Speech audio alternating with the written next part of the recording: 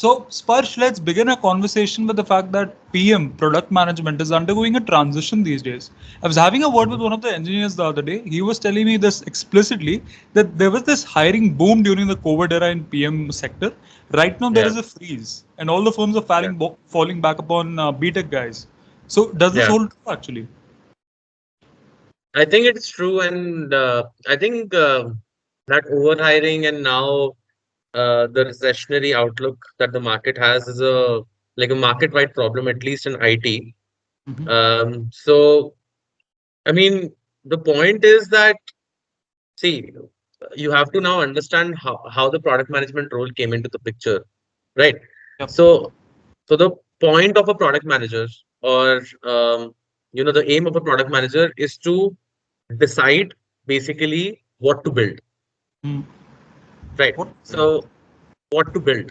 is So it? like in an yeah, so in an early stage company, let's say if you like start a company and you make a product, you are acting like a product manager where you're deciding what to build, right?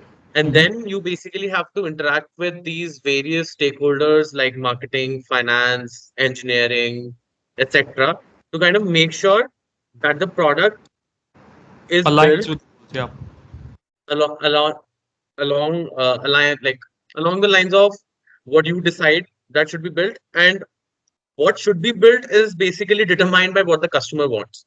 So a product manager needs to have like very good intuition regarding what a customer wants. They need to justify that outlook, that this is what the customer wants, by two ways, either by intuition or by data. And then they have to basically push forward to develop that feature or Hmm. develop that product which satisfies the needs of the business as well as the consumer as well. So this is basically a very new role which came up in the last 10 years, because earlier products did not necessarily used to be user centric. They Uh-huh. just used to be a bunch of features that were put together to serve a particular need. But Hmm. as the market matured, as new products came into the picture, what everyone found was that if a product is user centric and is keeping the user in mind, that has the highest rate of success. So product manager basically is the voice of the customer and tries to basically coordinate with different teams or different verticals to kind of make the product. So now what happens is that, see, there was a huge IT and a digital boom during the COVID era, which led to a lot of overhiring, I would say, in all verticals, not just product, I would say even engineering and and other fields as well. And the salaries were also very inflationary as compared to what the market was. But what happened was, there are a couple of factors, right? So the adoption of digital services like degrew to what it was pre-COVID levels, not exactly pre-COVID levels, but it degrew. Then Hmm. there were interest rate hikes in the US, which Yep. kind of limited the funding that product startups Was the get in fun? India, Yeah. So, right? So yeah, yeah, you were saying, yeah, yeah. yeah. So like these gamut of factors actually lead to the fact that companies don't have budget, right? Mm. And a product manager guy, if you're hiring from, let's say, a tier one or a tier two college, or if you are basically paying a product manager, it's like a mid-level role. It's not an entry-level role. It's a mid-level role requiring a decent level of salaries, right? So what they do is they think that, why do we need a product manager? This person who is doing engineering probably knows a lot of Oh, the that's product that. anyway. Yeah, Mm-hmm. let's give him additional responsibilities for a fraction of the money that it will cost to hire an actual product manager, which is maybe a cost cutting measure, but it's not sustainable in the long run. These are the implications of being in a fund of winter, precisely, right? And Yeah, you also mentioned that this role of product management evolved during the early 2010s. So does this also mean that the necessary reason for the arrival of PM roles was also with the fact that there was arrival of tech-based products to a certain extent, apart from being user-centric as well? absolutely. I mean, the product management role actually, I think, was started in the early, not even 2010s, in the Early early 2000s. 2000s, Yeah, right? exactly. By That was. Marissa Mayer was the first person or one of the first product managers in the industry, and she Oh, actually brought in the APM, or the Associate Product Manager program in Google as well, and she oh. was one of the pioneers of the roles, right? So Yeah, I mean, obviously, as long as so the tech market when it started um, in the early 2000s was not very mature. Mm-hmm. Internet was still finding its feet, and we only had websites or like Windows applications or Mac applications or stuff like that, right? Um, and that was the business in the start. But as competition grew, you need to have a edge or a competitive advantage, Distinction. right? Yep, yep. Yeah, distinction, right? So let's say Amazon started in the late 1990s, Google Mm. started in the late 1990s. What they look like then and what they look like now is very different So because the was needs of the customer are different, and that is due to various factors. Like there are many more options, right? Plus, there is a huge deal of tech adoption as well. mm-hmm. So you would want basically that that the customer reaches from point A to point B, and point B is usually something which leads Point to of your convenience. revenue. Yeah, I see. basically, as conveniently as possible, like Yep. point A to point B, and the point B or the final goal is actually obviously somehow related to revenue. Maybe Mm-hmm. seeing ads or maybe making a purchase, anything like that. And they Mm-hmm. want it to happen as smoothly as possible. So it's basically maturity of the market and tech adoption as well, Mm-hmm. which kind of led to this particular niche coming up because earlier they were just managers and engineering. Now they are product managers. Yep. And now there are product managers, which is kind of like a boundary spanning role, which kind of sits in between and Yep. manages all of that. And that's kind of different from project management. And It's a whole we'll talk different game. about that later if you want to. Yeah, You also came up with a very exclusive definition of product management. As far as I've read, as far as I've talked to people, they always mention that product management is all about coming up with iterations of a specific product, iterations of a specific website, and trying to adopt to a certain model. So that was very nice of you when you were trying to come up with this fact that it also is about the decision of what to produce. That is more like a, absolutely. yeah, yeah, yeah. Yeah. So what you said, I think, is a function of maybe what I said, because if you're deciding what to build, kind of that leads to iterative development, right? So software development, Precisely. yeah. So software development over the past years has evolved from like a waterfall kind of development cycle to an agile cycle, right? Which is iterative development, Yeah, yeah, yeah. right?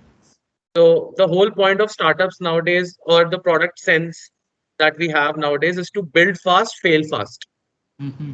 right?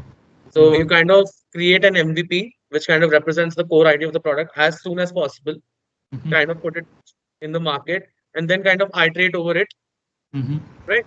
So what to build is the question that you're asking it at every iteration, right? That what should I build now? What does the customer need now?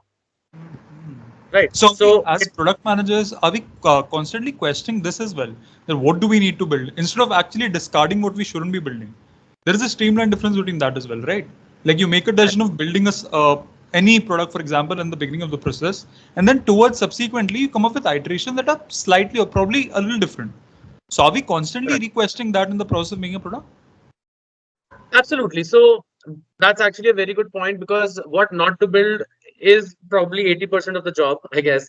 Because let's say you come up with an intuition of, let's say, these are the two, three, or let's say you come up with an intuition that these are the 10 things that a user needs, right? Mm-hmm. Now, you cannot set out and build all these things at the same time because development takes time, effort, and money. Of course.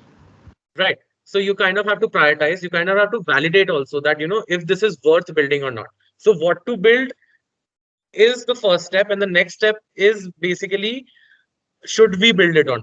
And that's what you question every time. And 80% of the things are probably something which are not worth building. Mm-hmm. And that's where the prioritization comes into the picture that, hey, maybe this is something important for a bunch of customers, but are these bunch of customers my higher Of priority the capacity customers, of want to become a very big niche. right? Yeah, So you yeah. kind of have to balance that as well. So yeah, what to build and what not to build are actually very And important finding a questions. balance of resources as well, is it? Yeah. Absolutely. There's Yeah. a lot of onus on PM guys. This is something that not a lot of people are aware about. They're going about making all the economic decisions of what to produce, how to produce, understanding Right. a lot So of resources. I mean, it's not economic decisions. So it's not that, I mean, it depends on what level of the hierarchy you are, right? So the economic decisions, the calls are Of the ultimately board. taken at the top, but the proposals that you present are supposed to be something like that. where you kind of have to give the rationale as to, this is something that I'm building, that let's say these are the five things that we should build. These are the impacts that we assume that it will have, let's say on the top line as well as on the user experience. And this is the effort that it will take. Right. So after that, you'll have to kind of prioritize that what to ship first and what to ship later. Exactly. And when we also try discussing about product management, we see a lot lesser emphasis in the current MBA programs all across India, at least. Like most of the MBA programs don't have that emphasis on PM, right? Absolutely, yeah. I mean, it's kind of changing now. I feel that at least, let's say for XLRI, Mm-hmm. they recently have started at least an elective called Digital Oh. Product Concept to Commercialization. That's called DPCC Mm-hmm. for us. So a few of the colleges are coming up with product management courses as well. So it's kind of picking up steam. And the problem with product management that it's a really multidisciplinary field. You kind of have Precisely. to, Be a yeah, jack of all trades. be a jack of all trades. So yeah, I mean, as the role matures, you will probably get more, standardized material, maybe, or maybe standardized courses or standardized emphasis on that, because it is a field with huge potential. And yeah, it's growing in India as well. Probably a couple of decades down the line, we'll see courses being offered in PM as well, MBA in product management, apparently. It's already starting. I mean, of course, those are certification courses, right, from ISB, the this thing product management Yeah, certification courses, not proper yeah. MBA PM. And building upon Specializations. Yeah, that as well, you see, MBA happens to be a level playing field for engineers and people from non-engineering background like arts, etc., like liberal arts, etc., BCom, B honors economics. So, how does an MBA equip them with the right kind of technical abilities to compete with the other pool of candidates to be eligible for the role of a PM? For example, a PM role turns up on the campus. They are no longer limited to BTech guys, right? So, how does that upskilling happen? well, so the actual truth of the matter is that in a two year MBA, right? So whatever your background is probably the role that you'll get. That is true for 80 or 90% of the cases. Precisely. So I mean, it is said that product management is open for all with Mm. experience. Mm. Anyone who has experience can apply for product management, and it's true. A lot Mm. of people from HR, at least Excel is a very HR focused campus. So I've seen a lot of HR people getting into PM, etc. Oh, So see, it's different in the sense that what a BTech versus a non-BTech guy uh, can gives accomplish. basically, yeah, not basically accomplishes, but brings to the table in Mm. terms of the PM role, right? So let's say if you're a company and you want to hire a PM, Mm. why would you want to hire a BTech guy versus a non-BTech guy? Mm. It's simply because of the fact that that person It's technically has experience in the computer science field and has experience working as an engineer, and a lot of a lot of the job is actually dealing with engineers, and if you have an intuitive understanding of that, it becomes easier. So plus working in an IT environment also kind of background. equips you with the product sense of how a product functions and how a product is made. So that is the advantage that BTech people have. But that's not to say that I've not seen non-BTech people go into PM. It's lesser than BTech people for sure. But what they look for there is not technical ability, but it's more of stakeholder management. That Mm. can you kind of resolve conflicts, right? Can you kind of bring everyone to the table and make decisions, make calls, and can you kind of communicate effectively so that the voice of the customer, which is the sole, guiding light of the Organization. PM. Yeah, yeah. So it's So more about taking care of the holistic parts of the product development. That's what you're trying to imply when they go after a absolutely, person who's from a non-technical background. yeah. So it's more about, so see, like a huge part of the product management job is creating metrics and tracking metrics and making calls on the basis of metrics. Mm. So as a product manager, you are kind of supposed to, if you don't have a product analyst with you, at least you yourself are supposed to kind of create metrics and track metrics and kind of make calls on the basis of metrics so that you can kind of see, what is the behavior of the consumers. Are Mm. they behaving as expected on the features that you have? Is there a gap, Mm. right? Between what you expect Uh, to achieve, what you are achieving. Correct, Mm. exactly. So a very interesting case that happened was I actually did a dissertation or a research paper, as we call it, in the product management field during XLRI. Mm-hmm. And the topic was the influence of color psychology and symbols on digital products. Mm-hmm. So in that, there was an interesting experiment that we actually did live. Was that Spotify, if you have noticed, if you have used Spotify, Yep. has changed the like button recently Mm-hmm. to It changed. making it a plus. Yep. Yep. Yep. Right. So what they've done is kind of change the mental model or the mental architecture of the app, where Mm. you had the like button to kind of like the song, which gets it into the like Like section some of playlist. your library. Yeah. Yeah. But now they've changed it to plus. So if you click on plus, right, you get a list of all the playlists, and like songs is also now a playlist. Mm. Mm. Right. So Mm. what the experiment that we did was we kind of did we kind of did an A/B test to kind of determine how much time it takes for a person to like and unlike a song. Okay. And our results and from our experiments were that removing that like icon kind of decreased increased the time of liking a song, like replacing that like button with that plus button increased it by around 50% or 60% that time. So let's say if I was a product manager at Spotify, I would be tracking Mm. that I maybe changed this. How much time is it taking now for a person to like a song as compared to before? Is that expected behavior? Is that unexpected behavior? What should I do Mm. regarding fixing that? So as long as you have a grip on metrics, a non-tech person can definitely get into product management, but they then also have to show exceptional competency regarding stakeholder management and communication with people, and kind of bringing everyone together to guide the product. Communication happens to be universal aspect of all corporate verticals at the end of the day. And you were talking about that Yeah. specific case. A to B. A is the interface of the app. B is how fast it takes for the person to unlike or like the song. The time in between is how much it takes to reach that point B, if I were to imply that case a little bit. Not really. So, Hmm? are you talking about A/B testing here? No, Or not the A/B testing. You were coming up with an analogy in the beginning of the podcast that you need to travel from point A to point B, and a product manager's job is to sort of reduce that distance, reduce that friction. So, prediction, in that basically. Yeah. situation, probably that is the kind of what you call model that we're trying to work on. Right. So, let's say A is the home screen Mm-hmm. and the song is playing. Mm-hmm. Let's say that the song is playing. A is that screen, and B is basically the end screen where you have pressed the like button. Like button. Yeah. So that's a task. Liking is the task. You kind of did an analysis on that, and then you were kind of seeing what is the friction now. Mm-hmm. Precisely. And there's also this thing, right? That when you hit the like button, there's this red color that pops up since you were doing your this thing dissertation on colors. So there's a release of dopamine as well. Like this is what Absolutely. Instagram's entire interface is based upon. So probably Right. that can be a takeaway as well, that this triggers dopamine, and that actually puts people into compulsive behavior that they are supposed to like quickly. Is it? Yeah. That kind of gets into more of psychology, I Mm-hmm. would say.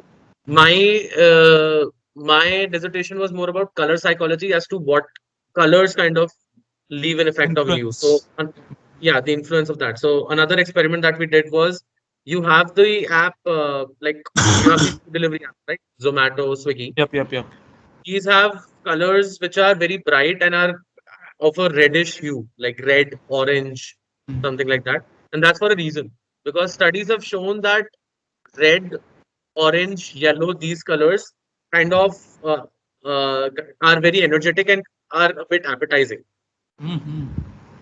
So I would get into the details of the experiment later if we need to, but we kind of did an A/B test there as well by changing things around by making, let's say, a red into a blue and seeing the effect, or maybe keeping it red but not very aesthetically pleasing. Whoa. What is the effect? Yeah. So yeah, This probably goes into a lot of product management when we see Zomato having that bright, luminescent red color. And most of the Correct. outlets as well prioritize having those bright colors. Now it all is making sense. Maybe they need a lot of PMs as well. And building upon that, so if there's one thing, if there's another thing with regard to PM that sort of bothers me is the fact that there's no clear-cut structured framework that you're supposed to undergo with regard to preparation for it. You don't have access to definite resources that will equip you with the skills that are necessary to become a PM. So, what would your advice be to all the people out there who are trying to sort of break into PM? Absolutely. So, I mean, if you're saying that there are no resources, I There's mean, no, like a structured path for finance. You can get a CFA done. That's it, all the way up to the top. For HR, you yeah. can get a good degree from a right college. But for PM, there's literally, nothing structured such in such a manner. I mean, yeah, because like couple of factors there, right? So it's a new field, It's and nascent. secondly, PM also requires a lot of unstructured problem solving, Oh. similar to consulting that way, where you kind of have a problem and then you kind of have to just to break it down, maybe create a structure around it and then solve it.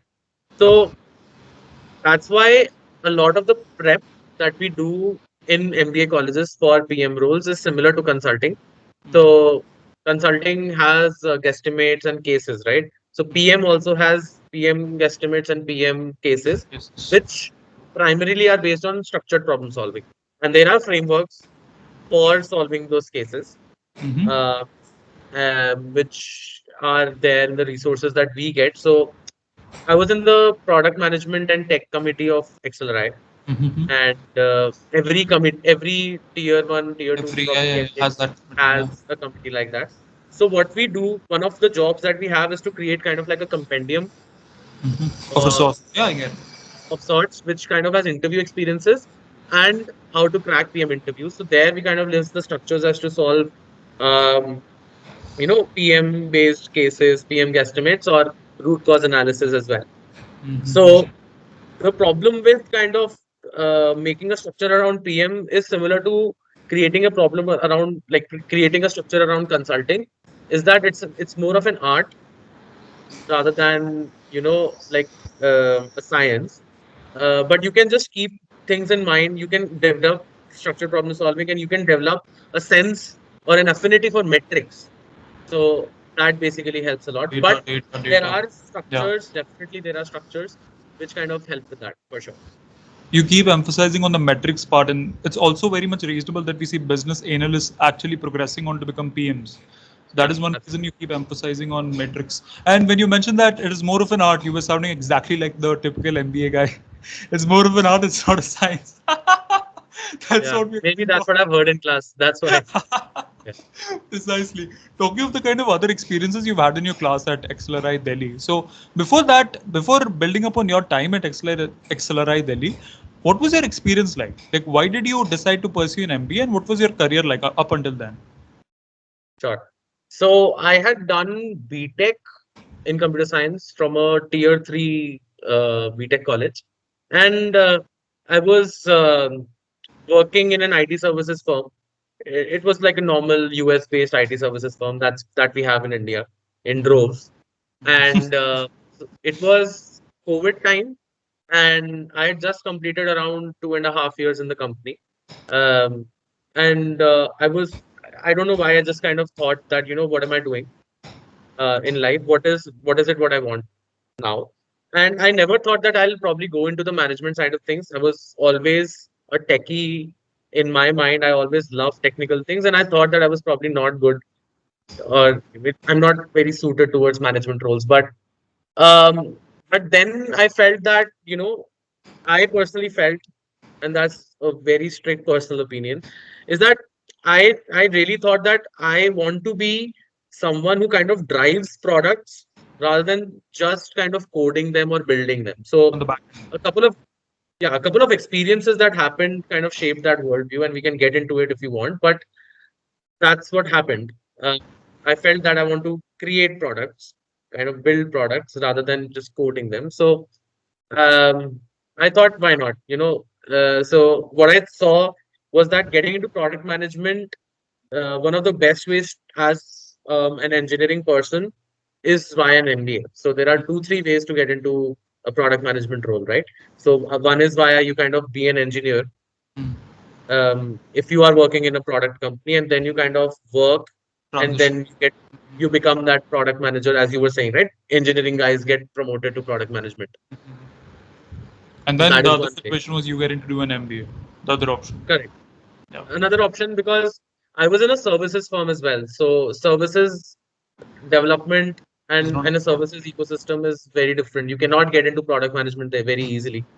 And I Mm. definitely did not want to kind of do engineering all my life. I liked tech, but I did not necessarily like coding. Mm. To the fact that I also thought that it was very volatile. I don't know why. I just thought that it was very volatile. That with the advent of, at that time, even in 2020, I would say I felt that maybe AI ML would come up in the next 10 15 years. I did not think that we'll probably have um like a Gen AI Learning like. coming up in 2023. Yeah. Yeah, absolutely. And it's not it's definitely not a replacement of an SD, but it kind of can do some tasks. It kind Puts of, you in a position. Yeah. Yeah. yeah, automate some tasks, some small level tasks. And if it goes like that, I mean, it's making rapid progress, right? So Yeah. at that time, I thought that maybe 10 15 years down the line, I might be Become redundant, irrelevant. or Yeah. yeah, maybe become irrelevant, or the fact that it's a field about constant learning. As becoming being an SD is a field about constant learning. You kind of keep you have to be updated all the time, because let's say if you kind of rely on your laurels and rely on one or two languages or frameworks, 5 years down the line a new JS framework comes up, and young 20-year-old know it, 20 year Exactly. olds know it, and you are like a 45-year-old thinking about what to do. And that actually happened with me in the reverse sense, that I was made a team lead in my Oh. company, Oh. and I had a 45-year-old guy uh, as part of my team, Mm-hmm. and he was kind of relocated to my team. My team, in the sense that I was just recently made a team lead, was that he was getting comfortable in one technology, and they wanted him to kind of get upskilled in Shift. different technologies. Yeah. So I thought that MBA made sense for multiple factors. First of all, getting into product management, and then kind of getting away from core coding, which I felt at that time was very volatile. Mm-hmm. Even till So this date continues to be volatile to a very great extent. We see yeah, that of new absolutely. models, etc. And this clarity of you getting to sort of constrain yourself exclusively to PM. So you mentioned about Yeah, a couple of experiences. Can you probably summarize them? A couple of experiences. Yeah. sure. Sure. So actually, it started with uh, my BTech experience. So one of the good things about my BTech college was that they kind of tried new courses, which were Mm-hmm. probably not present in other colleges. Like a course I had was human computer interaction, which was never about coding. It was all about how humans interact with computer interfaces or computer products, which kind of is like a precursor to UI UX design, Makes sense.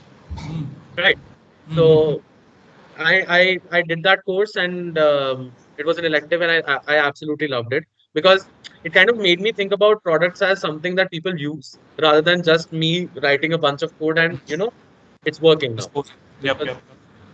yeah, so that was very interesting. And in my job as well, what I found was that I was kind of shifted around in different projects for a while, and I was kind of relocated to an internal project, which was a product that we were making for the company, for the services company, for from scratch. It was Mm-hmm. like a project tracker dashboard, something, but it was Mm-hmm. something that we made from scratch. And what happened was that the UI UX designer kind of was not able to work Mm-hmm. or give some like give a lot of hours to the project. So I kind of had to take that slack. I volunteered to do it, and kind of I made that UI UX Mm-hmm. interface by interacting with the client or the internal client or the internal team, and I found that to be very interesting to kind of take a product from beginning, kind of thinking what it should be and kind of delivering it towards the end, was something that was very very interesting for me. So that way, when I was at that stage in my life where I was thinking, what should I do next? I thought that, I need to go into something related to a product where, because I feel like I could contribute there as to guiding where the product should go rather than just making it. Makes sense. So, to all the people who are watching this podcast, having those experiences, having those intricate experiences in a specific Yeah, niche, that really helps in making you arrive at a decision. If I could make that out. absolutely. Apart from that, if Absolutely. there's another one of your decisions that sort of bothers me, which is very much idiosyncratic and typical across all the Marwadi families, is the fact that I'm assuming that you're a Marwadi, but you're from a business class family, right? Yeah, I'm not Marwadi. I am Yeah, from a business class family. yeah, I live in exactly. Rajasthan. I'm Punjabi though. Punjabi. So, but if there's something that's very idiosyncratic to all the business class families out there, is that there's this son in the family who has a very good business, who has a very good thriving business, but he goes out there, Yeah, tries to do an MBA, and tries to yeah, slog in the corporate for endlessly. So, is there a yeah. reason why you're doing that? Um, well, maybe it was, I mean, that's a very good question, and it's something that I'm wrestling with You're even talking now. on behalf of all of your community people right now. Yeah, and a lot of people who actually have their own set businesses, but are you know First are corporate working corporate jobs. Is that I mean, I do believe that having that experience of slogging on your own, maybe let's say living in different cities, working on your own, having no backup or something like that, kind of teaches you so much. Getting out of the house teaches you so much, which kind of gets restricted if you kind of stay in that home environment. That you have a home, then you have a business, you go there, you come back. A couple of maybe other reasons might be that you probably see your dad slogging for, let's say, 12 hours, because businesses are tough. I mean, no doubt you have to, and it's your own risk. So, if there is a spectrum, a job is like lower very risk earnings but averse. very low Yeah, risk. But yeah. businesses are very high earning but very high risk as High well. risk. So things can go bad as well. So Haywire as well. you kind of see that environment and probably you think that, I don't want that in my life. I want some peace. So my aim was honestly to kind of have a job which I have where I have work-life balance, where I can, you know, Hmm. maybe pursue other hobbies, other interests that I have, maybe something like that. Maybe everyone has their own journey, right? See, I mean, my reasons for becoming or trying to become a PM were very different. Anyone else, like my friends, had different reasons. So it kind of is a very personal choice and a personal story that everyone has. It all sorts of boils down to your subjective version of reality at the end of the day, probably, and Absolutely, your and experience. everything depends on that. Yeah, Uh, whatever experiences you have, kind of you take a call to the best of your ability. and you were sort of trying to strike a work-life balance as well. Was that balance very much intact when you were pursuing your MBA at XLRI Delhi as well? Absolutely not. I did not know Excel will be so hard, or an MBA rather would be so hard academically. It would be so rigorous, man. But it kind of teaches you a lot, man. I mean, I genuinely feel you should know how to kind of manage that kind of stress work environment as well, where you can slog for longer hours. Not that you should do it. I mean, that's my personal view as well. But you should know how to grind. Exactly. You So should know how to yeah, grind, but you shouldn't be doing it. I mean, it's on you, right? So a lot of people kind of take satisfaction from that. Let's say a consultant or an IB person who's working 15 hours a day. If they are satisfied or fulfilled by doing that, more power to them. I'm not, I guess. Again, But yeah, subjectivity. Yep. but yeah, you should know. But let's say if you do have to kind of stretch, I mean, you should know how to handle it. You should know how to handle that stress. And actually, that 2 years in MBA kind of makes it second nature that, hey, there is a deadline. Now you have, let's say, a placement thing. Now, let's say you have a committee thing, and you kind of have to do an all-nighter, and maybe then you have to like sleep for 3, 4 hours, and then maybe go for another class or some other work or something like that. It makes it second nature. By the end of it, you are kind of okay with it if it comes to it, and I think you Makes you should kind pretty of have that. efficient. Yeah. Larger scheme of events. We'll build up on your experience towards the later half as well. But before that, what about your exam taking strategy? Like, were you giving most of the exams out there, or were you constricting yourself exclusively to CAT and XAT? Uh, I actually only gave. I did not. I was not planning to restrict myself, but I maybe did, in the sense that I gave CAT, XAT, IIFT. At that time, it used to be a Yeah, yeah, separate paper. yeah. Yep, yep, Yeah, and yeah, I probably did not give Snap because of COVID. I got COVID at that time, Oh, but yeah, but yeah, I and also GMAT. Yeah. makes sense, makes sense. And from CAT, were you able to land any big colleges from CAT? So that was my first and only attempt.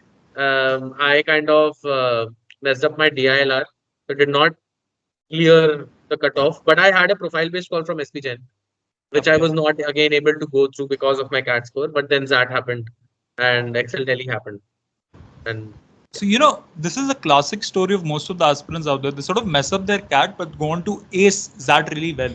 So, what yeah. worked off with regard to that in your case? So see, it's about the nature of the beast. So CAT and ZAT are very different paper. CAT I feel is more about since it's a 2 hour paper and so your decisions matter a lot, Hmm. right? So you kind of have to make the right decision on the fly, and, and specifically DILR because in Yeah, yeah, DILR break it. it's making or breaking it, and it's like if you waste 2 minutes extra there, or you kind of mess up a number or You mess chose up the wrong set. That's it. yeah, that's it. I mean, it's literally the difference between 66 percentile or a 99 percentile is just like 5, 10 marks maybe, Mm-hmm. right? But that is a different paper. So that is a 3 hour long paper where you don't have a lot of. So CAT's DLR is also very different in the sense that it's very logic based. That does not have that kind of DLR. It usually has, I mean, proper DI, simple LR. It has a decision making section. It's more verbal. It's more verbal in nature. CAT paper is more quantitative in nature, where see, you in the CAT paper you have VARC, which is the verbal section, but then DILR and quant are both very quant Quantitative heavy sections. Quantitative, yeah. quantitative sections, right? But ZAT has verbal and decision making, which is a verbal paper as well. It is logic, but it's verbal logic, not Mm-hmm. verbal logic in the sense it's not quantitative, right? And Makes then you sense. kind of have QA and DI as the same section, and Mm-hmm. then you also have an essay as well. Again, so it depends on the person, right? So for me, my verbal was always very strong. So maybe for me, that was an easier paper. Um, and I was able to ace it better. But I actually did not get that good of a percentile as much as I wanted it to, as I wanted to get. But yeah, I just did enough to get an XLRI interview call. Yeah. And Thanks the a lot. beauty about the XLRI process is that it's very interview specific. Once you Mm-hmm. clear the cutoff, Mm-hmm. everyone gets an and the interview kind of decides a lot Whoa. as to if you'll get it or not. That's very different from CAT, like IIMs maybe, There's where a distinct component distribution, CAT score, 10, 12, etc. But here you're telling me that it's specifically focused on the interview, is it? there is profile for sure. They look at the profile. That has a weightage, but interview does have a lot of weightage as compared to let's say an IIM call. So, with regard to your interview at XLRI as well, so you were shortlisted for both the campuses or only Delhi for the interview call So see it. I mean, there is no shortlisting like that. That if you on the get basis of shortlisted, campus? Mm-hmm. yeah. So that gets determined later on the basis of waitlist. Acha, So acha. yeah. Acha, if So somebody is higher placed on a certain list, then they'll be getting into Jamshedpur, is it? yeah, yeah, and Makes then like the lower people get into Delhi. It's like that. makes sense. HRM has a very different interview process. PM has a common interview process for both Delhi and Jamshedpur. The higher waitlisted people or the higher like a higher ranked people get into Jamshedpur, and the lower ranked people into Get into Delhi. Delhi. With regard to your interview, was there again a lot of emphasis on qualitative abilities of thinking? Like you're supposed to sort of approach situations in a certain manner. Oh yeah, I mean, XLRI interviews are kind of I feel infamous for the fact that they can be very random. I had the interview where for like the last 20 minutes they only focused on 3D planes. Oh. They just straight up gave me an equation like 2x plus 3y equals to 5, and they said Mm. that what is it? Whoa. And you kind of have to rack your head like, what? what do they want? And then, I mean, you kind of go towards that. Then they kind of guided me towards, like think of it in terms of geometry. So yeah, oh yeah, that's a equation of a line. And Yeah. then kind of made it into a plane. And then they talked about 3D planes. Yeah, it is rigorous. And the whole point of that interview is to not kind of judge. It is to judge the intellectual capability of that person, but also the stress handling capabilities and the fact that can they teach that person? I mean, does that person Is he moldable seem or like not? someone Yeah, acceptable? Yeah, makes sense. which And they get. for the Mhm. earlier half of your interview, what was it all about? Introduction, trying to understand what have you have done, etc. They did not ask my name. They did not ask my name. They just straight up went OMG. with yeah, they just straight up went with, talk about your company, talk about the IT sector, stuff like that. And then they talked about academics. I'd written about this human computer interaction thing in the XLRI essay as As well. well. So we talked about that. And then it came towards 2D, 3D planes, stuff like that. Oh, so you seem to have a lot of affinity to that one single course during your BTech times. That has gone I on to mean, define a lot of your things, is it? yeah, and it was very unexpected because at that time when I was studying it, it was just another course to me, right? Yeah. It happens with the So best of us. Yeah, yeah, yeah. yeah, so absolutely. So it like you never know what kind of sticks and determines what your future choices are. Yeah, yeah, precisely. And after you made that decision that yes, I'm supposed to be pursuing my MBA from XLRI Delhi, what were your initial impressions like when you entered the campus, when you tried interacting with your cohort?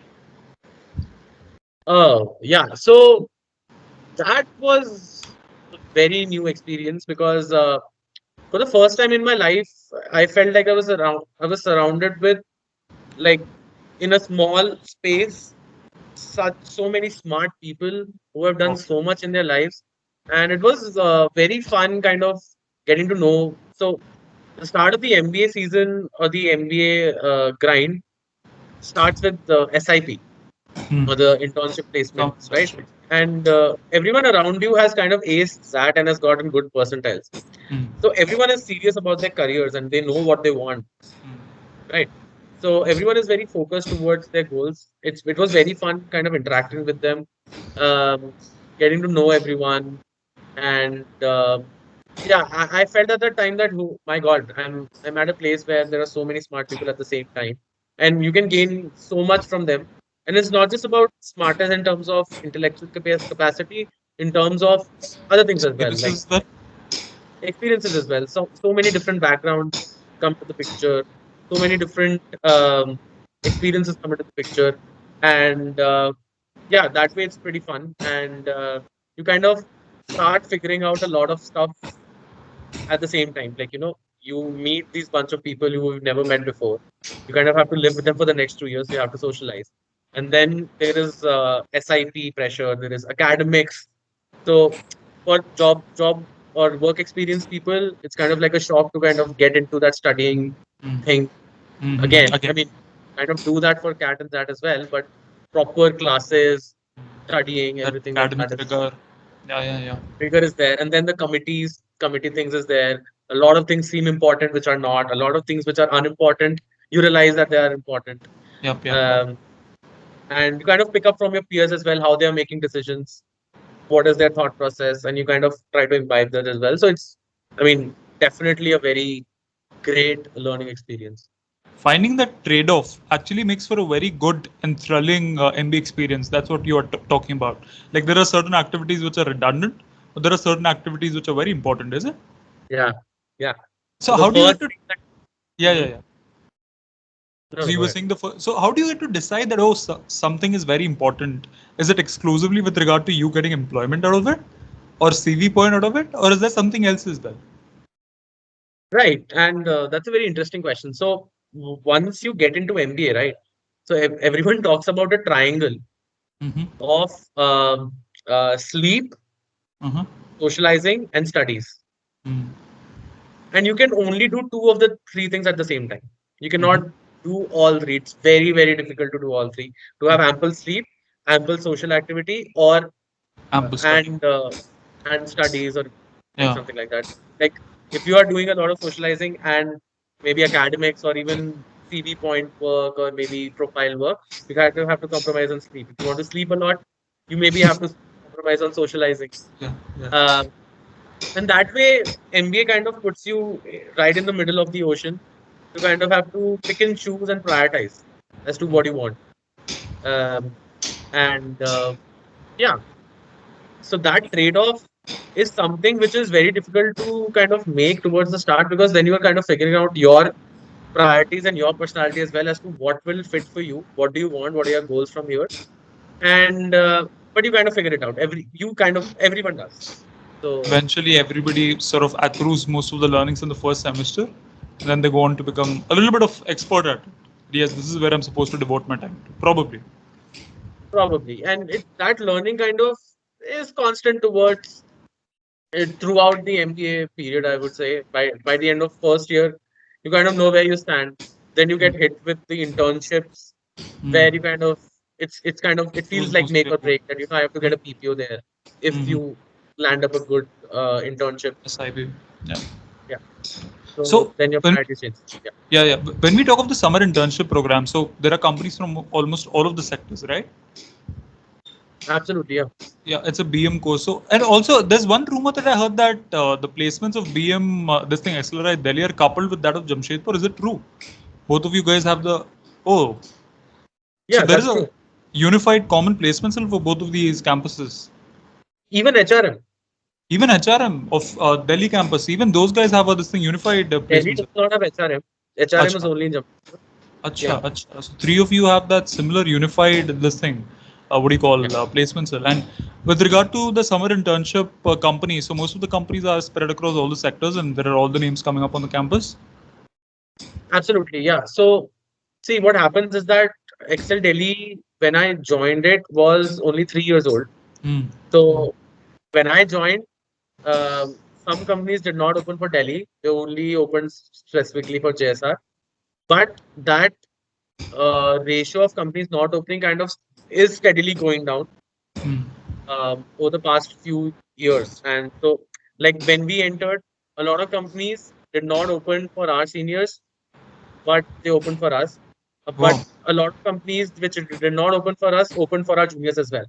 So yeah, that keeps happening, and that is also because of the fact that some companies have their policies that we'll open for this campus if it's 5 years old or Mm. 8 year old or something like that. And it also depends on the fact that as the Excel Delhi grows, name grows, Mm. you get better profiles entering into the college. A lot of people do choose, let's say, Excel Delhi over competitive, like other competitors like MDI, IFD, or something like that. Mm-hmm. So then the pool becomes better. So companies want to open Further and take interact with Excel that. Delhi as well. Yeah, And also the fact that JSR happens to have a very strong legacy of being the oldest B school in India as well, right? Yeah, yeah. so that might be a distinction as well. So building upon that, so from your experience of landing a summer internship program out of your first year, are there any decisive tips that you might help all the aspirants with? That do this, specialize in this, constrict yourself in this. That is how you can land a very good SIP. Is there anything of that sort that you can help us with?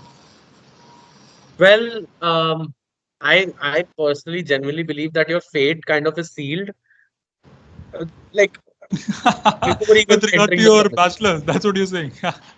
Before even entering the college, your profile kind of determines where you will end up. So let's say if you're a fresher from a BCom college or even a BTech college, you will definitely get a marketing or a finance job, right? If you have like an analytics background, you will probably get analytics roles. If you have an operations background, the first roles you'll get are ops roles or consulting roles in supply chain or operations. I had a tech background. I exclusively got PM calls, but it Mm-hmm. was good for me because I anyway wanted PM, so I tailored my profile towards that. But yeah, so the tips that I might have for aspirants who like maybe enter an MBA college and are thinking about the SIP process is that a lot of things are out of your control. So what you can do is kind of, if you're confused about the lane that you would want to go, just try for everything. Um, Summer internships are a very good indicator as to if you would like a field or not. Keep your options open, work towards different fields, and try to crack it. but let's say if you have picked a lane already, and if you, or maybe if you think that, my profile is like that, I will probably get roles like that. So it's all about, preparing well. All the material is provided in MBA colleges. It's all circulating. Your peers know a lot as well. So keep interacting with them, keep learning from them. And case comms, I did not really do a lot of case comms, and I would genuinely recommend everyone to do it, because the ones that I did do seriously provided me with a lot of learning, and a lot of people actually got through with case comms as well. You were mentioning that most of the people have a specific lane, and most of whatever you try to accomplish out of your MBA is a function of whatever you've done before it. That's what you were trying to imply. I mean, see, I actually think the people who know what they really want to do or get out of an MBA are maybe 20% of the batch or 30% of the batch. I feel that 60-70% really just want to do an MBA because MBA does give you good packages, and they think that, we will figure it out later as to where they want to go. And for a lot of them, it actually finds them themselves. So a lot of people, I know a person who who is actually working in Goldman Sachs now. So for him, finance was his third preference. First was marketing, then was consulting, and then it was finance. But finance found him somehow, and now he's actually very happy that, and he's very grateful that, I have interned at, let's say, Goldman or something like that. So the thing is, if you don't know what you want, uh, what I've seen people do is that they kind of are aware, at least at a very good level, as to they basically pick and choose 2-3 domains that they want to go into, and how they do it is basically they determine what they don't want to do at all. Let's say, yeah, so if I'm a person, I don't like operations at all, I'm saying that I will definitely not do operations. I'll do anything else, I won't do operations. So then let's say marketing or consulting is left, or finance is left. They kind of dabble into it. So there are a lot of case books, a lot of material which is there, and they kind of are abreast with it, and then they just go with the flow. And that's the beauty of the MBA program as well. So it kind of can take you towards things that you probably think uh, probably are not good, but then you maybe find it out to be pretty good. But a lot of it is also determined on profile. So it's like a bounded garden, as to you can roam around, but up to a limit. So a person um, with, let's say, an ops background, with 3 years or 4 years of work experience, will definitely not get into a marketing ASM role, because those are reserved for freshers. And companies have their own criterias every year, so you cannot judge. But it kind of can take you. I cannot hear you again. So yeah, it keeps changing. That's what I was trying to say. Yeah, yeah, yeah. And yeah, again, so the upskilling part becomes extremely irrelevant when we talk of all the people who are trying to pursue an MBA. Because you mentioned that if there's a specific person who's trying to sort of have that distinct niche, that yes, I'm going to pursue my career in three fortes, three niches, three domains. But when he tries exposing himself to all the resources out there, it's very limited to a great extent. That's what I'm trying to figure out. See, the thing is the MBA ecosystem that you have, right? That supports it. It kind of gives you a lot of exposure as to what the different types of resources are there to kind of get upskilled very quickly on different domains. Plus, there is also a plethora of wisdom and knowledge which is passed on from different batches or previous batches as well, which are recorded in case books or what you hear from seniors as well.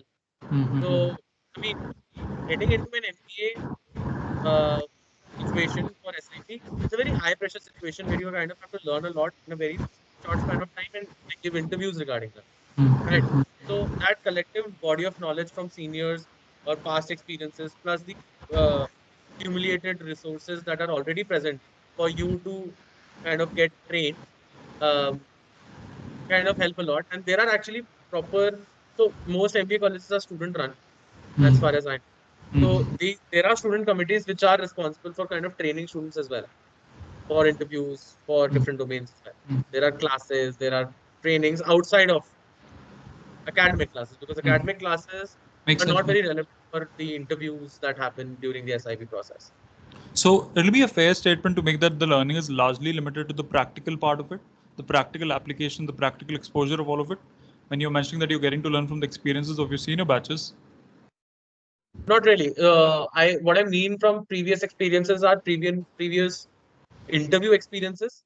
Practical learnings are very different. So let's say what you, I mean, it is related to the practicality of the job, but practical experiences are very different. Let's say let's talk about marketing, for example, or even product. What you learn on the job is very different from what is asked in the interviews, which is a bit more theoretical, a bit more related to your profile and your experiences, and a lot about how you can communicate, how you can solve for problems in a structured manner, and like for fields like product marketing, etc., or even operations, finance, the concepts or the if you know the theoretical concepts or not. So if I had to come up with this thing claim that most of the upskilling that you undergo within that short span of time is largely limited to the practical side of things, will it be a reasonable statement to make?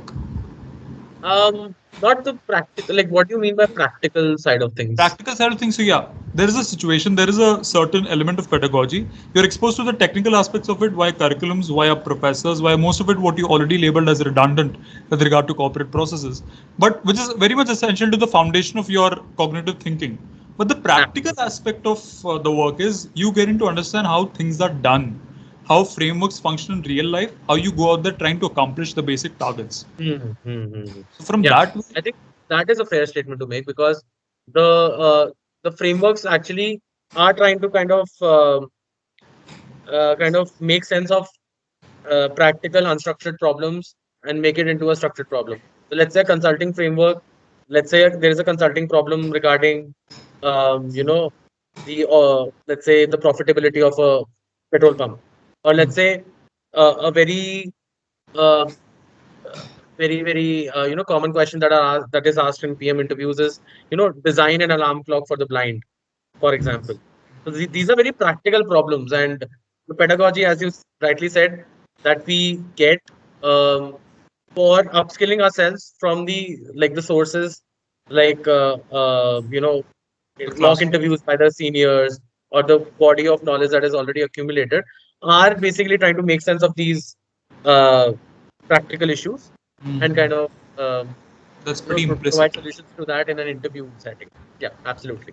So, if you had to come up with one domain that XLRI Delhi should be known for in the entire country for, what will it be? Is it exclusively consulting and marketing, or what would you identify with it as? I would honestly say that XLRI Delhi consulting is coming up, but it's not. I mean, uh, Too it's not significant. there. Yeah. So consulting hiring is a lot of legacy based. So uh, few top consulting companies don't open for Excel Delhi yet at this point of the time. They would open in A the few future, years down the line, yeah. few years down the line as the college matures. But marketing definitely, because Excel business management has such a rich history of marketing in its entire history. So if you have heard of Maxi, so Maxi is the marketing association of XLRI, and that is one of the oldest marketing communities or marketing clubs of any B school in the country. Wow. And it has such a rich history of people, let's say, occupying higher positions in like premier marketing companies. They also organize Maxi Fair, which is a huge marketing fair where companies kind of do small research projects where companies come, uh, like we design games for kind of to do market testing, etc. And actually, XLRI Delhi also organized its first Maxi Fair in Gurgaon in Cyber carrying forward that legacy. So one thing that XLRI Delhi at this point should be definitely known for is marketing, because that is one of the best in the countries. And since Excel has such a huge legacy of marketing at this point, and such an old history of marketing, a lot of the roles that open are specifically open for ABC and Excel at this point. And since XLR Delhi has the same or the has the pooled campus placements as XLR Jamshedpur, those roles open for XLRI Delhi as well. Mm. So a lot of premier roles which probably don't open for a lot of the other B schools open here. So definitely marketing is one of the biggest strengths of XLRI Delhi at this point. Yeah. So if somebody wants to get into marketing, it should be a no-brainer that they can come to XLRI Delhi. That is what is Yeah. implicit out of this. Yeah, yeah. Yeah. Definitely.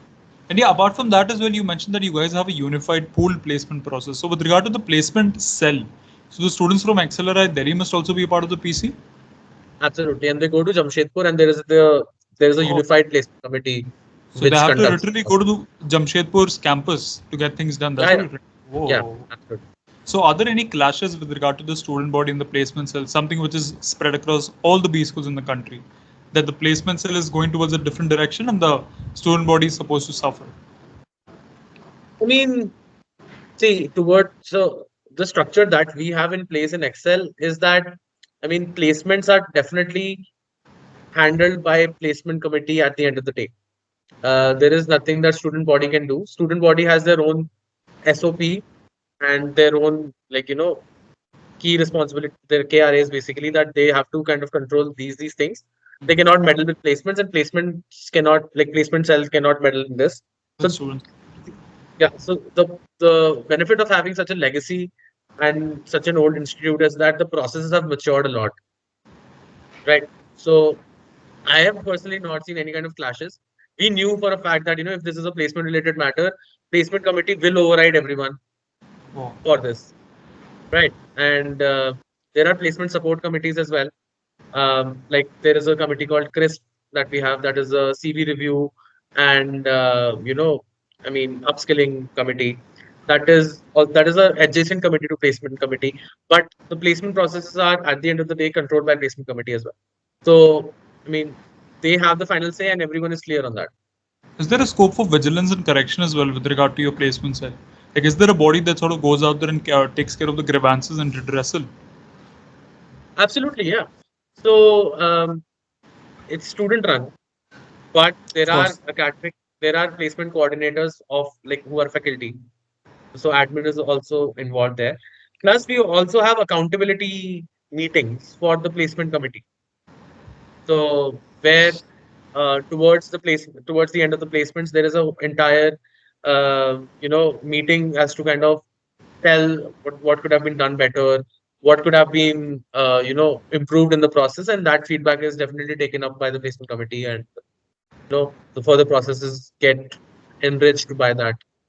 So the presence of faculty coordinators and what do you call monthly review meetings.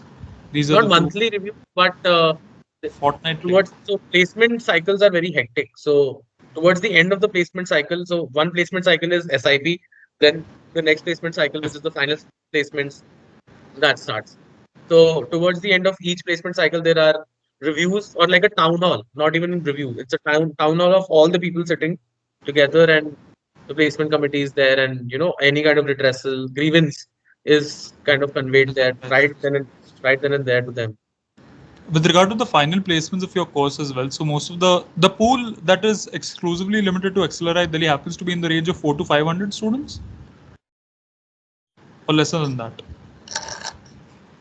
Can you repeat I that mean, the question? number of students who are a part of the XLRI Delhi BM campus, that'll be close to 3 to 400, is it? The number of people who are a part of XLRI BM Delhi. XLRI BM is different. XLRI Delhi BM. XLRI So Delhi my BM. batch, Yeah. yeah, XLRI Delhi BM. My batch was only 120 people. My juniors and like batches from now on have like 180 people. Mm-hmm. Mm-hmm. But this kind of adds on to the XL Jamshedpur BM batch and their HRM batch. So their So batch is 3 to 400, is it? so their BM batch is around 240 and their 240. HRM batch is around 180. So HRM kind of can sit for a lot of the roles for BM. Um, but there are HR specific roles as well, which come only for HR. Oh, So oh. all in all, around 550 people sit for placements. 240, 360, 600. Yeah, yeah, yeah, in that ballpark. And with regard to, 550. yeah, yeah, yeah, Yeah. yeah. And with regard to XLRI Delhi, what are the companies that most of the people land placements in? When we talk of all the 120 students, which was in your year, where did they land placements at, company wise? I mean, not company wise, sector wise. Yeah. Sector wise. So I mean, marketing, as I said, is the legacy of Excel as a brand as well. So marketing was a huge thing. Um, Few people ended up in product, I would say. Um, l- a fair amount of people ended up in consulting. Mm-hmm. Um, and then there were strategy roles, analytics roles. I mean, Fin and Ops. Excel is not really known for Fin at this point, but they're definitely improving. The number of companies which have come recently for Fin in Excel has increased by a lot. So Fin is coming up in a big way in Excel. So yeah, mostly everyone went to marketing. Marketing is a huge chunk. Then consulting is the second largest chunk. Then you have corporate strategy roles, genman roles. Then there are small slivers of product management, um, ops, fin, etc. 40 marketing, 25 consulting, 35 rest of them analytics, finance, product, ops, strategy. Yeah, Makes sense. more or Makes sense. And with regard to the cash to CTC ratio, like most of the companies have a healthy 0.7 to 0.8, or is there a little diversion in that as well? I mean, it kind of depends on placement season to placement season. I don't really have those statistics in hand, and I mean, you can definitely check out the placement reports by Excel. Those are one of the few reports which are audited in the country. Mm-hmm. So yeah, so All that of them manufactured. detail can be better served by. But an overview, at least, for example, if a certain individual lands up what do you call 30 LP out of the campus, so he can expect a minimum cash component of 23 lakhs. Will that be a fair statement? Like 75% of it? Um, I mean, everyone's package is different, right? So So most of the yeah, placements are subjective, is it? Like it varies from person to person, but an average, if you not had to come up person with to an average, person. It depends on company to company to company. company. What did I Yeah. just say? All these theories would have taken a lot of traction, that people from a certain gender, people from a certain diversity Yeah, get access that to would those have been a roles. nightmare. Yeah, just to clarify, that's not person to person, it's company to company. Yeah, Packages are decided by the company, no one else. exactly, exactly. So talking of company to company, will it be a safe assessment to come up with an average of 0.7 to 0.8? Mm, I mean, I would say a bit lower than that, Mm-hmm. I guess, on an average. And it depends a lot, yeah. I mean, you have companies which have maybe, let's say, 95%, it's all Mm-hmm. cash, right? What are those And companies there are a though, lot which of, have a maximum cash component involved in their existing salaries? What are those companies? I mean, you again have to look at the placement statistics. I I, don't have those in handy. Yeah. and with regard to your final placements as well, does your SIP have a very crucial role in defining where you end up? Mm, well, it does have a role. It does not have the final say, is what I would say. Yeah. Mm-hmm. It does have a So, certain influence as well. yeah, it definitely has because see that SIP is a very valuable experience that you have, and when it shows on your CV, it kind of gives a certain bend towards a certain type of profile, Mm-hmm. and you would and the final placements or the final placement recruiters would be attracted towards a certain type of SIP company as well. So Mm-hmm. that definitely happens, but it's not end all. I mean, what it depends now is to how you can build it or kind of frame that Build around experience it as as well. to Mm-hmm. yeah frame that experience as to what you want. So let's say if you worked in a finance role or maybe a marketing role, but you wanted an analytics job, how can you kind of bend it or frame it towards something that it's similar, like it Relevant over there. seems related to analytics or something like that. Makes So, sense. Makes but yeah, sense. it depends a lot on that. Yep, yep, yep, yep, yep. And apart from that as well, when we discuss about your specialization, so you're offered a different range of specialization in your second year as well in your BA Yes, yes, program. and we can take up to two specializations. Mm-hmm. And you're given a choice from a list of say 20 options, is it, or lesser than that, with regard to your specializations? Specializations are only five or six. So Five. you get electives, Uh huh. and how it works in Excel is that you have to take a certain amount of electives to specialize in a particular field. Yeah, yeah, yeah. So my specialization was marketing and finance. Mm.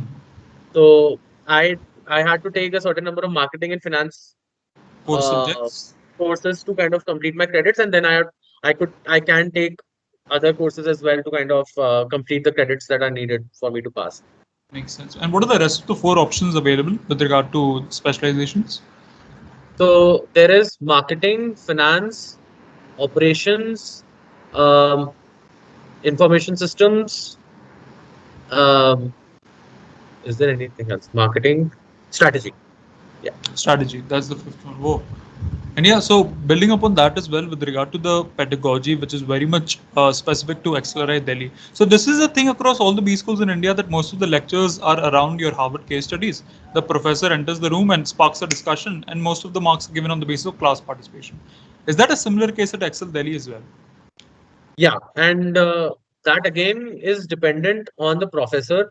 A lot of them have that case-based teaching where they give the case like before the class, and you kind of have to like read it, and then there is a whole discussion, and then they solve the case. A lot of the teachers do not subscribe to it. They prefer, let's say, like for example, quantitative techniques, right? So you have to teach a lot of core concepts first rather than doing cases.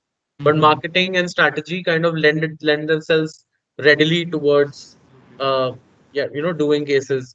So it depends on the course, it depends on the uh, professor as well. But yeah, and the pedagogy that XLRI Delhi has is the same. It's the same academic calendar. It's the same. Even the professors are the same. They Mm-hmm. travel from Jamshedpur to Delhi or Delhi to Jamshedpur, and yeah, Even the placement reps, even the professors end up traveling from Jamshedpur to Delhi. yes, absolutely. That's a little funny though, is it? Most of the this thing Uh, is managed from that campus itself, is it? right. I mean, You so know how like admin. IIM Nagpur was functioning under the guidance of IIM Ahmedabad. A similar thing is happening over here, is it? I mean, I don't have the details as to how I am Nagpur was functioning under I Yeah. am Ahmedabad, but those were two different brands. What they've tried here is to kind of have a unified brand. Mm-hmm. Uh, so one end of the spectrum is ISB, which has just ISB. It's not ISB Hyderabad or ISB Mohali, Mohali. Yep, yep. but it's one step behind from that. That there is XLRI Delhi, there is XLRI Jamshedpur because the legacy is so heavy of XLRI Jamshedpur, right? So you cannot kind of do away with that legacy in one go. But what they've tried at least is to kind of have a unified brand, Mm-hmm. and yeah, there's a hell lot of support from Jamshedpur towards building Delhi, Oh. and yeah, in terms of let's say the faculties that come here, the placement support is there, the know-how, the guidance, even committees, etc. Like the committees that we have are almost the same as the committees that are already existing in XLR Jamshedpur. Okay. Okay. Yeah. So a lot of it is replicated here. And with regard to marking as well, so you have a lot of emphasis on examinations, or is there an year all this thing year round evaluation of most of whatever you do? So it happens term wise, and then there are midterms and terms. There are cases, there are quizzes. So there is like the It's pretty entire year. dynamic. Yeah, it's pretty rigorous. It's pretty rigorous. I mean, there are a lot of cases, lot of exams, lot of quizzes, lot of evaluative components, etc. Yeah. Um, and what I would say then at least is that in an MBA, academics is great. And I was one of those people who kind of paid attention in class. Mm. But academics is not end all in an Mm. MBA. Just like how it is in a BTech or in bachelor's, academics is, you know, what is you are supposed to do in the Mm. college. But an MBA is it is about academics, but it's not the top priority. Top priority Is is, exposure. I mean, yeah, it's the exposure. It's the grind of doing an MBA. It's probably getting a job or maybe interacting with other people, getting to know them, building relationships, not connections, relationships. Um, and that's the biggest learning that everyone gets out of an MBA. The academic learning is great. It does help, I guess, in the future, but that's not the end all. So a lot of people kind of, get too serious about academics, but the point of an MBA is not just academics. So setting aside the pedagogy and placements as well, when we discuss the social life of a student pursuing an MBA from Excel Delhi, So you mentioned Yeah. that most of the clubs and committees are trickled down from the XLRI Jamshedpur campus. So what are the Correct. most sought after committees at XL Delhi? Right. So as I mentioned, Maxi is one of those Maxi. committees which is, yeah, very sought after. Um, then then we have this committee called Next, which organizes the annual fest. That is very sought after. Mhm. Um, we have done some good work in Prometheus, which is the product management committee, and Mhm. product enthusiasts are very much attracted towards that. Mhm. And we also organized esports competitions, etc., like intercollege esports, etc. So that is very attractive. Um, then the sports committee also is very attractive towards people who have that kind of bend towards Affinity sports. towards sports, yeah. Yeah, so Sportscom, I would say Maxi, Prometheus, Next, which is the Annual annual fest fest organizer. committee, and it also kind of depends on your interest as well. So a lot of people are interested, let's say, towards a few people are interested towards, let's say, photography. So they would want to join the photography committee, even if it's not the most sought after committee in the campus, right? Mhm. So Mhm. the whole benefit of having these gamut of committees is that you can choose your poison, Mhm. and there is a rigorous selection process there as well. But yeah, you just cannot up and join a committee. There is a rigorous selection process. Uh, but yeah, there is a whole gamut of choices which is available to you. At the end of the day, everything in MBA has a lot of rigor in it. Even the selection Oh, process yeah. of clubs and committees, when we are discussing of a batch of 180 people, that's a little hard to hear, but yeah, that is how it is it? Yeah, yeah. Excel definitely. I cannot speak for other colleges, but at least what my experience with Excel has been, it is definitely very rigorous at every aspect, academics wise, committees wise, even case competitions, etc. And plus, you are with the creme de la creme, right? So you're expected to compete and perform. So it is very rigorous, but it's great learning. I would say you kind of settle in after a point, and it's great learning. So when you're a part of the creme de la creme, when you're trying to be a part of that apex that you're supposed to identify with XLRI Delhi, how do you take care of that upskilling part as well? Apart from the pedagogy, apart from whatever you've been exposed to, but on Right. an individual level, you have to rise Yeah. beyond your competition, this cutthroat competition, of course. So is there Correct. anything specific that you tried accomplishing? Right. So, like, dissertation was an effort towards that to kind of have something which is different.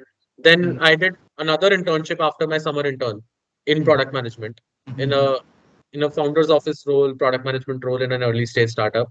Um, some people try live projects, case competitions. That is actually a Case very good way to competitions, have, yeah. yeah, very good way to have practical experience as to regarding practical problems and how to solve for them. Um, Other than that, it's just constant learning through various books. So a lot of the books that are there, let's say in the library, are not the books that are prescribed to you as a course, right? But you can go and read them. Product management has so many books, like Mm-hmm. Inspired, by Marty Kagan, stuff like that. So you can go and read those books to kind of upskill, and it's your personal drive and personal, uh, onus to kind of upskill yourself as much as you can. Makes sense. Yeah, Makes sense. there are a whole lot of opportunities for you to do so. So, with regard to the story of recording this episode, one of my subscribers called Vidit Agarwal, who made it to Excel Delhi, who's a CFA L3 guy, he actually approached me that yes, record this podcast with one of my alums from XLRI Delhi. All of us need a lot of clarity on how we go about pursuing our MBA program. So, to all the people who are about to join XLRI Delhi, is there any advice that you'd like to give to them? That yes, do this and you'll have a much better time. Yeah. So what I would like to say is that MBA kind of when it starts, it kind of feels some for me it felt like it kind of is flying by.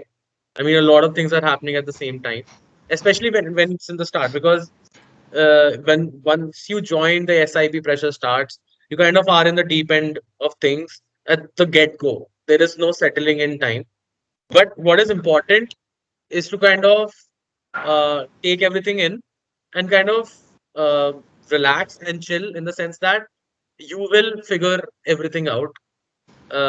What happens is that once you get into this competitive environment, right, everyone is trying to make it and everyone is trying to chase that CV point or everyone is trying to kind of make themselves better or Chase that stand out from attractive the CVC. rest. right? Mm-hmm. And in that rat race, what happens is that a lot of people lose morale.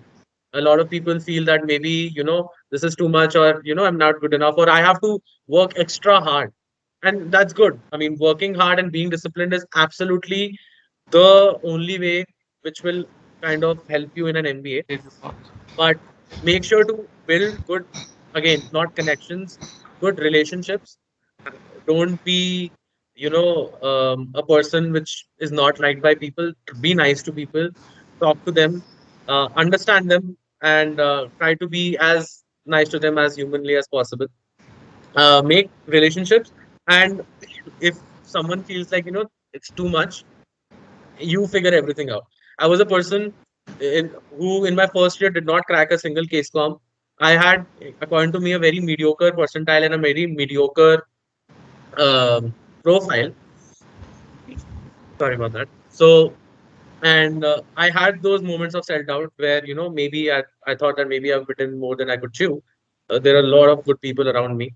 But like looking back now after 2 years, I can definitely tell myself that, everything gets figured out after a point. You get into that rhythm. There are people who will help you, you will help them. And after a point, it all becomes noise, and you kind of understand those priorities as to what do you need to do for what you want to accomplish and what your goals are or what your priorities are. You will be able to figure that out after a while. It takes time, is the problem. You cannot do everything at once. You cannot maintain a schedule, socialize, study at the best of your abilities, clear case comms, prepare for placements, etc. At the same time. It takes time. There is picking and choosing. So be relaxed, pick and choose your priorities, and then just go with the flow. Everyone figures out their niche by the end of the SIP season, not even just 1 year. So yeah, uh, I mean, taking care of mental health, definitely, because placement processes are grueling. I would say those are one of the most grueling things that you can go through, because you feel a lot of it is at stake. MBA has that habit of kind of making you, enclosed in a bubble where you kind of feel that, this is what matters, Mm-hmm. everything else does not matter.